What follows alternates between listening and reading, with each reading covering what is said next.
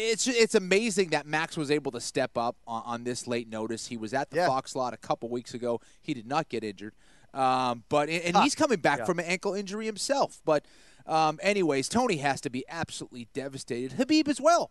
These guys have been training for each other for years, literally. And the fact that this fight isn't happening is very disappointing. But as far as a replacement goes, Holloway is probably as good as it gets. The rub, though, when it comes to Max Holloway is the weight. It's the ankle injury that you mentioned, right? The facts are this is a fighter who couldn't defend his title on March 3rd against Frankie Edgar, so Brian T. City Ortega stepped in and knocked out Frankie Edgar, of course. But Max Holloway was an injured fighter. He is also a massive featherweight who has told me that he's going to fight at middleweight before his UFC career is said and done. Not just a permanent move up to lightweight that everybody expected at some point in the not-too-distant future, but to compete at welterweight and middleweight as well. Those are very real aspirations for Max Holloway. So, Kenny, as a fighter, how best to maximize these 5 days, right? I mean, not to mention who's walking out of the red corner in Khabib Nurmagomedov. Right. Well, I mean, at this point, how much work can you really get done? I mean, first of all, Max has been preparing for other takedown-style fighters, but nobody like Khabib Nurmagomedov. Yeah. And the big thing for Max, what allows him to be so successful in the octagon, is his ability to really maximize the efficiency of his energy throughout a fight. This guy does not get tired, but he knows how to pace himself in a fight. So he has that going for him on this kind of short notice. But still, you want to get a lot of good work in before a five-rounder. And a five-rounder against someone like Khabib Nurmagomedov, a guy who will inevitably push you towards a slow death throughout that fight. Right. So this guy is nonstop pressure. And, if I'm looking at one guy that Max has faced that's similar to a Khabib Nurmagomedov, I can't find him. I just can't find him.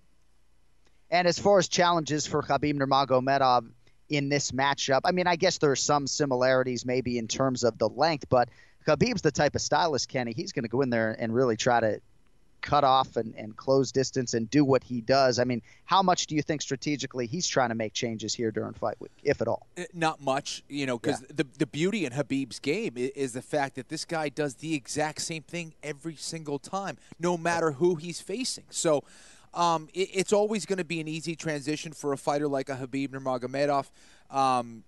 In a lot of ways, this is a tougher fight. I think Max Holloway is way more technical than Tony Ferguson. Is he more dangerous? I don't know. But he's way more technical. He knows how to use his length extremely well.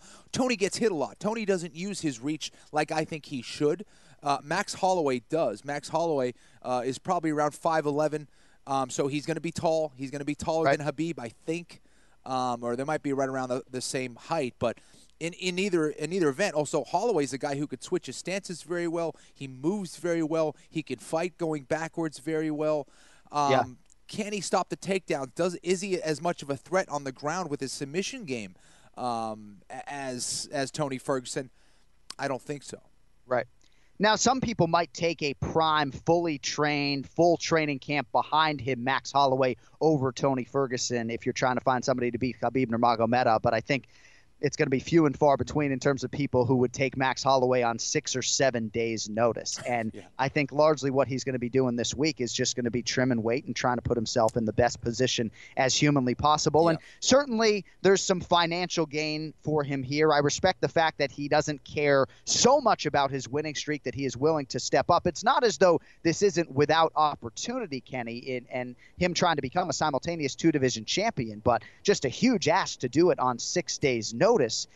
It'll endear him to the fans, Kenny, certainly. But you got to think financially something was done for Max Holloway. Otherwise, I'm not sure he would have stepped up here and put that streak on the line. Well, there's no doubt about that. But I will say this Hawaiian fighter, he just wants to scrap, man. He wants to fight. He was over at UFC tonight a couple weeks ago at the Fox lot talking about how he wants to fight this guy. He wants to fight that guy. Anyone who wants to fight him, he'll fight him. It doesn't matter. So he really means it. And this is proof that he means it. Not a lot of guys want to fight Khabib Nurmagomedov. And how about this? This is a guy who is a 145-pound champion.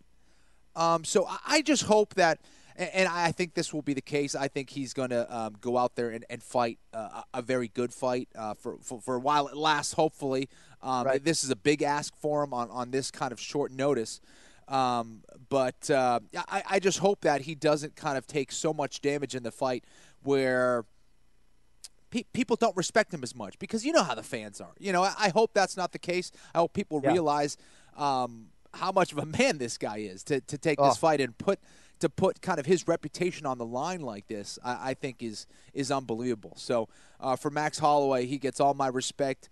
I mean, how about this scenario? If he wins, if he goes out there and catches Khabib on the I mean, dude, again, if there's one mixed martial arts fighter who can now say, I want Conor, it would be Max Holloway at this point, right? I mean, how big of a fight would that be?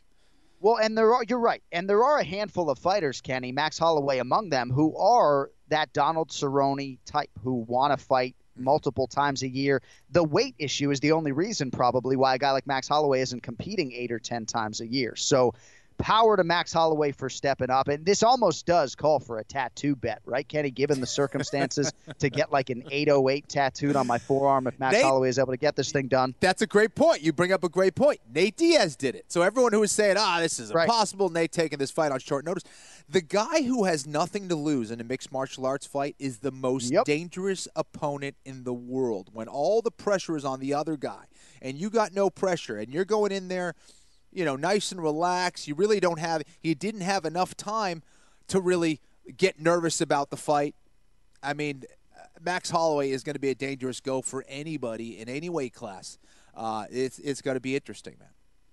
So Tony Ferguson is going to be stripped or will lose his UFC interim lightweight championship before he can defend it. I guess he wasn't even going to be defending that belt anyway. He could be facing surgery. So very devastating news for Tony Ferguson, who still sits in the record books as the only 155-pound fighter, and by the way, in this modern era, to have a double-digit UFC winning streak, and that'll be back on the line when he returns, but probably won't be in a championship setting. And Kenny, to your point earlier, Dana White has said, I believe he told ESPN, he will never book this fight again. And crazy to think that me as a fan would be jumping off too. But, 4 times, man, and having it go by the boards this time, I gave our listeners a chance and 2-1 odds on this podcast over the last several weeks.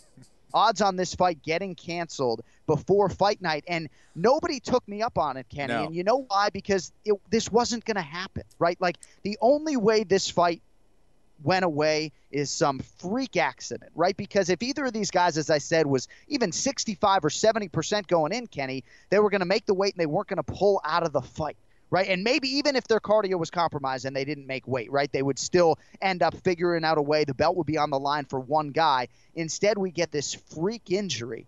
I mean, is Ferguson overtraining, Kenny, right? Is that question fair to be asked? Right. I mean, it's a non-contact injury. We see them all the time in other sports, in basketball and American football. But, maybe this injury would have happened in the fight, right? Maybe this injury would have happened in the fight. I don't like seeing him kick steel poles to get ready for a fight. I'll tell you that. Right, that's not going to help the knees, Tony. Don't kick any more steel poles, please. Okay? It's not going to make you any tougher. We get it. You're a tough guy. But, this is devastating, man. How about this? We haven't really talked about the fact that Tony was the interim champ, correct? Yep. So now, again, he was the interim champ, so it's not as much of a big deal. But not only does he not get a chance to fight Khabib, he gets his belt stripped as well. He's not going to be the champ anymore after this fight. Cruel. It's Cruel terrible. World. Oh, my God. It's brutal, man. I don't get it. This fight is absolutely cursed, and I totally get Dana. I totally get Sean Shelby and all those guys who are just like, I'm done.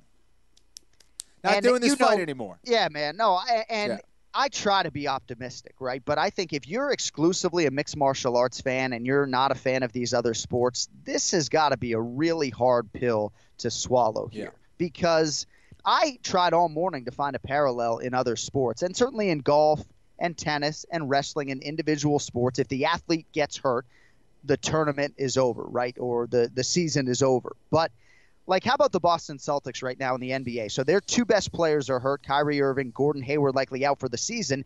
As such, no one is giving them a chance to win the NBA championship, but it's not as though they're canceling the playoff games, and they still have a chance, and they will probably still win a playoff series. Look what the Philadelphia Eagles did, right? They just won a Super Bowl without their franchise quarterback, Carson Wentz. So it's hard for me to find a point of comparison, and this to me, it doesn't feel nearly as bad to me, Kenny, as like the Patriots losing a Super Bowl. But this is a real shitty feeling. Like, my wife's like, you need to get a hold of yourself last night, because I was very much in a funereal way. And I don't know, man. This is hard. I feel for the fans. I really do. We move on. I'm doing new voiceovers this morning for the big show, but this is hard for fans, man. I feel for you. Dude, I envisioned you like in front of the pond, kind of like chucking rocks, just questioning your whole life, skipping rocks across the pond, listening to like classical music, questioning everything. I don't get it, man. Yeah, and I mean, the UFC has to go through a lot as well. That's the thing that people don't realize, is that now production-wise, all the Octagon News.